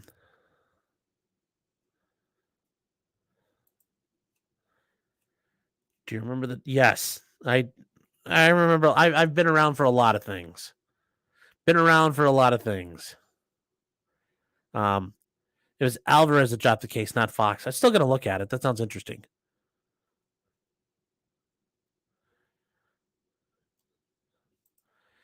I'm too young for I Dream of Jeannie. Yeah, Sweet Tooth. I was when the Berlin Wall fell in 1989. I was 4 years old. I was like a couple months past my 4th birthday. So, yeah. But he ended up having to move 4 hours away because he was, hey, you know what? He beat a murder rap. That's always, man, he slayed a dragon. That's better than the alternative. For ag murder, you're looking at life all the time.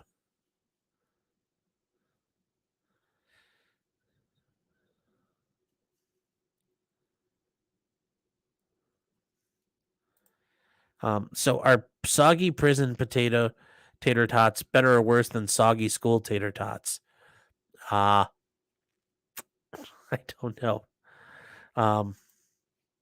Jim saying, "Shit, I was in the Navy in 1989." Yeah, I was a wee lad, only 4 years old. So, but at least you at least like when you were in the Navy, it's like you might have actually had the chance to kill some Russians and go kill some communists. So, you know, look at the glass half full. There's always a silver lining.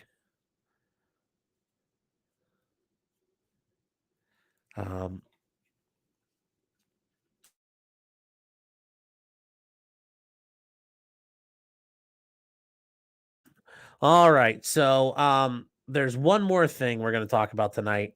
It kind of goes back to everything in 2020. So if you guys don't remember, one of the people that died in the hands of police interactions back in 2020 was this guy. A man we learned to know as Rayshard Brooks.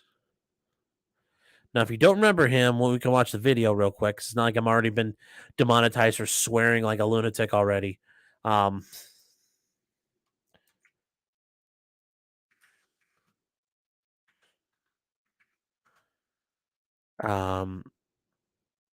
here we go. So anyway, just we'll watch this. We'll talk about it real quick. There was a special appointed prosecutor who was looking into the case, and they both have been they won't face any charges. It was determined objectively reasonable. Now, these guys initially had been indicted by the former prosecutor of Fulton County, Georgia, which is where Atlanta is, ATL. But he was very corrupt and lost his election. And then the one who took over for him realized, wow, this is kind of sketch, and she passed it off to a special prosecutor. Both these guys had been fired and had been reinstated on their jobs and then got indicted. Now, finally, it's all been dismissed, basically 2 years later. I don't blame them for not wanting to go back to their jobs, but apparently they still have them. So what we will talk about, though, is that was a political. It was weird because it was a political situation that didn't end up going very far.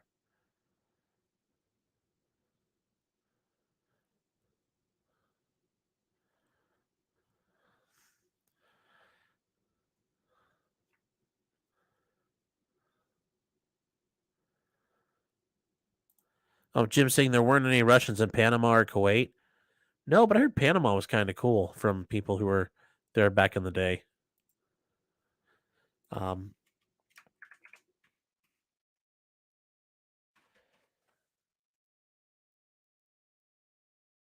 So, yes, this is the taser guy. And yes, Wendy's did nothing wrong. This happened at a Wendy's. So I guess the really big story to this is, guys, when you're on parole, don't get drunk and drive a car. When you're on parole, don't get drunk and drive a car and pass out in a Wendy's parking lot. And then if you're on parole and you get drunk and drive a car and pass out in a Wendy's parking lot, do not fight the cops when they arrest you for driving under the influence.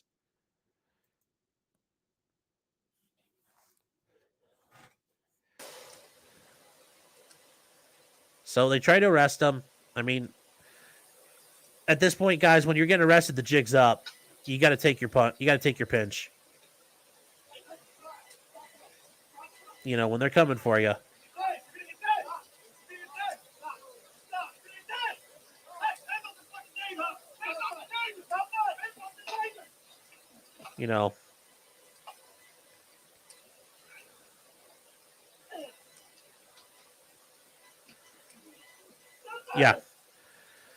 Yeah. When they come to arrest you, that's it. It's over. It's game time. It's over.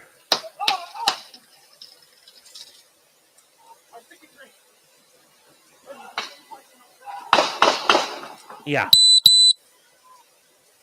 So, yeah. So, Yeah, those guys have been exonerated, but I mean that's 2 years they were basically out, and it's hard to think that was 2 years ago. It seems like it was yesterday.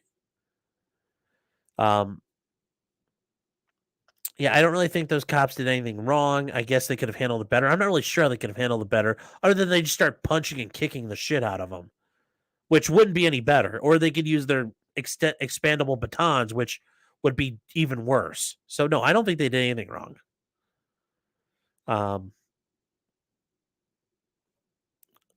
Sorry, can I make it bigger so we can read? Are you talking about the I'm not sure which part you were talking about. Sorry, Nas. Yes, he's the guy who took the taser from the cops.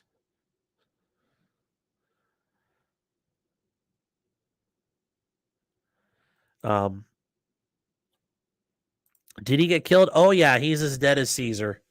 He got. They dropped him like a bad habit.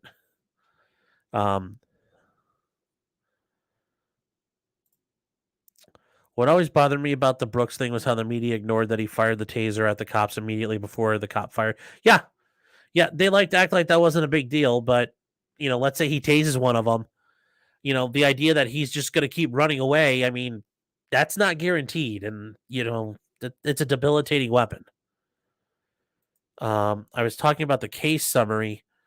Are you talking about the case summary? Talking about the article?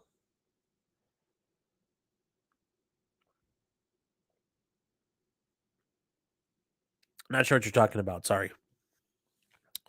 That was the other interesting thing that happened today. The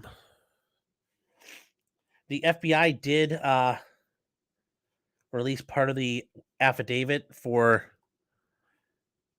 the raid on Donald Trump's house in Mar-a-Lago. I was going to take a look at that. I actually want to read that first. I didn't want to kind of read that with you guys.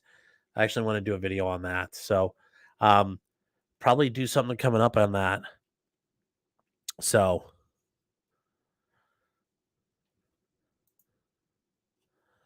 it was 2 against 1, and he doesn't seem to have a weapon. A taser is a weapon. It's a less lethal weapon. It can still kill. It can seriously incapacitate and injure. So he had a weapon. It just happened he brought a taser to a gunfight. So he didn't fare well.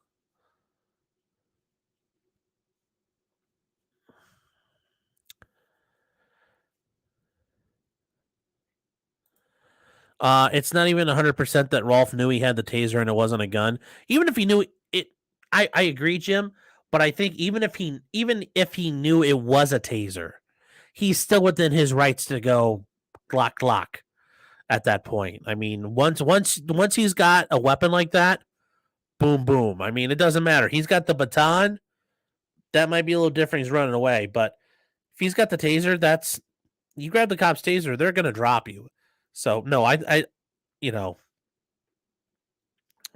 so yeah.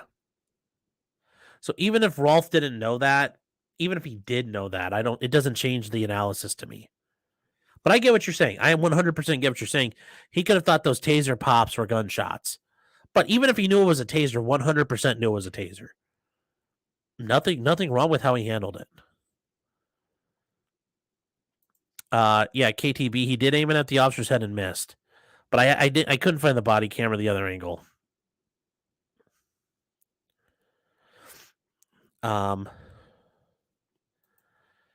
He lost his life for that. Surely the officers are trained as not always don't need to end with death. They don't. But remember, this guy escalated to the point where he stole one of their weapons, which is a potentially lethal weapon. I mean, at some point, it wasn't the cops that fostered this. As much as I like to shit on the cops, like this case especially, they tried to arrest him. He wouldn't take his pinch like a man. So they take him to the ground. He won't stop. So they start wrestling with him. That doesn't work. So they move on to using a taser, and that starts working, and he starts fighting harder. And then he grabs the taser. So he grabs a weapon. And then he tries to use it on the cops. I mean, I don't know what you want them to do at that point as far as training is. Like when they're using weapons on you, you use weapons back. So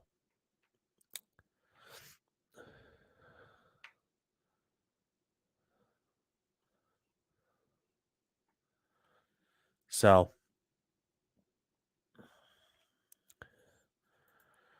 didn't the prosecutor argue a taser was deadly in a different case like a month earlier? Yes. They argued a taser was a deadly force weapon a month earlier when they were criticizing the police. And it is a deadly weapon. It's a less lethal weapon, meaning, generally speaking, it won't kill you, but it can kill you.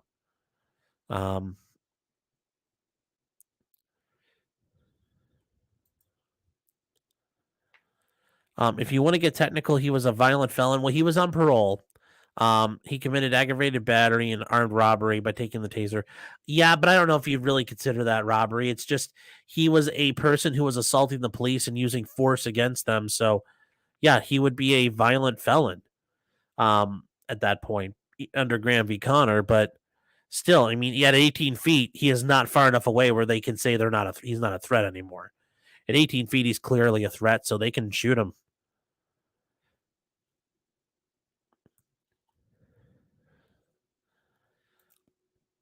Yeah, they talked with them for like 15 minutes. They just can't, that's like saying, well, they should have let him go because it was no, it's a DUI. Everybody gets arrested and then they sort you out later. So,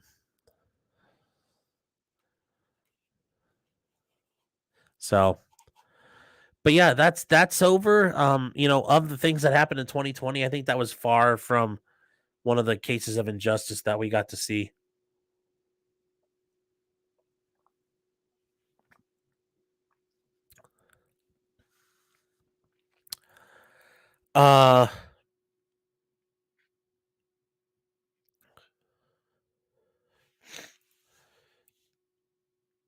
Yeah, Graham, you're right. Less lethal does not mean non-lethal. Yeah.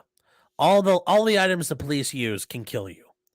They have a bunch that are designed not to kill you. That doesn't mean they won't, though.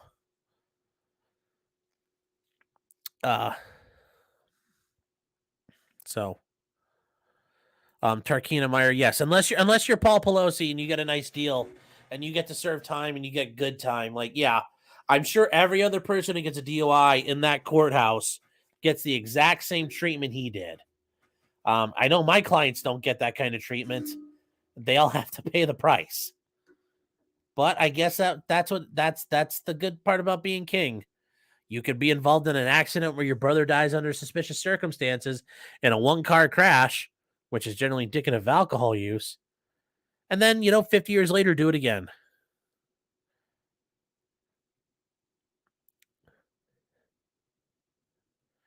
Have you seen the GTA Roof Koreans video? No, I have not. I'll have to look for that. Eric saying, Paul Pelosi must have hired DUI guy. Maybe. I mean, Larry's good. If you want to win, Larry's a good guy, especially if you're in the Louisville and other areas of Kentucky. He is good. Not gonna lie. Can hands and fists be deadly weapons? Yes. Traditionally, they're not, but yes, you can cause someone serious physical harm or give them fear of imminent death. Yes. It requires a lot in that situation, but yeah, your hands could become deadly weapons. They're not automatically deadly weapons, though.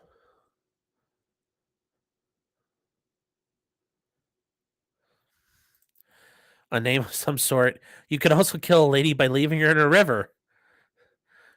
You're talking about a river in Massachusetts? Starts with a C and ends with Appaquiddick.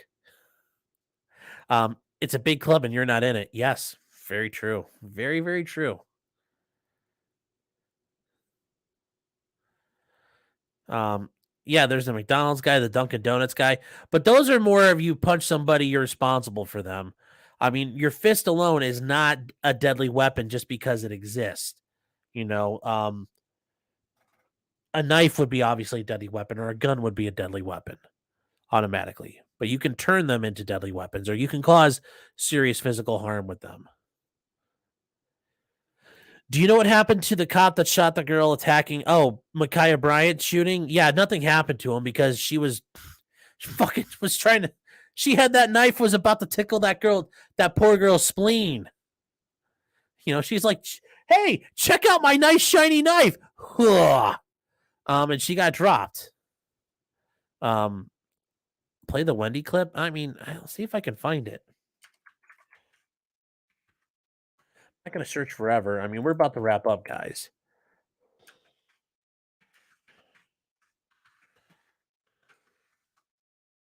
See if I can just find the. Is there just video? Come on. Let me see here.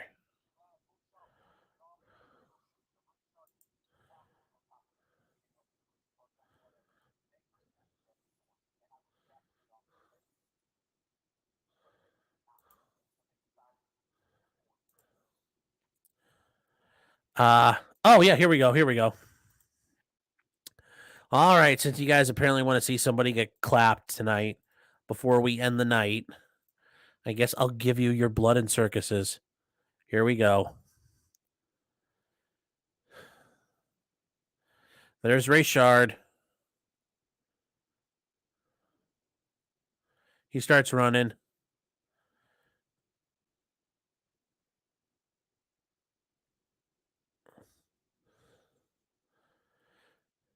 So there you go. That's what happened to him. You can rewind it a little bit. So he starts running.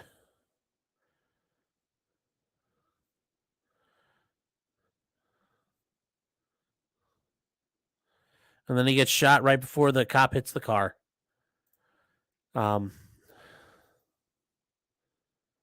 So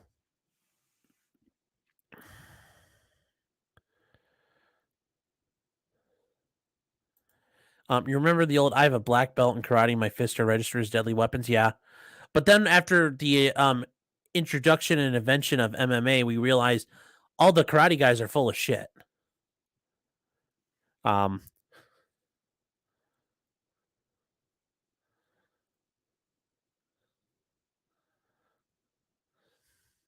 Awesome. Now you can fall asleep. Well, I'm glad to help. Yes. The excuse is made after the Micaiah Bryant shooting that it's, just kids having fun. I'm like, I don't know what kind of fun they have in Columbus, but you weren't trying to show each other your knife collections as a kid. So yes, well, and Sweet Tooth Fairy's asking, will I be streaming tomorrow on Verdict Watch? Yes. I'll be running. I'll start. I mean, God. I don't want to start at 8:30. I mean, I gotta there's other things I want to do in the morning, but yes, I have to run an errand, but I will start it up at 8:30 and just let the stream run. I doubt they're gonna have a verdict. It probably will be later in the morning. I think we'll have one before lunch. But we shall see. I think tomorrow at the latest. But yes, I will be on and we'll be hanging out, but I'm probably not a whole lot of talking and stuff because I do have some work I got to do. And hopefully it'll be a pretty quiet day. Now, once there's a verdict, yeah, we'll talk and gab it out. Those are mostly Bushido practitioners. Yep. Okay. So, guys, yeah, it's almost 2 hours in.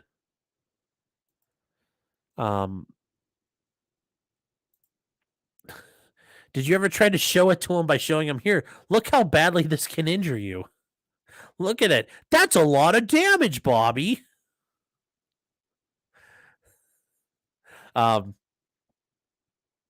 So yeah, that's it for me, guys.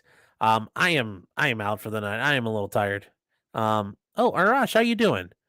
Very nice blue t-shirt. Thank you. I appreciate that. Glad you noticed. Thank you for noticing. Nobody else had said anything yet.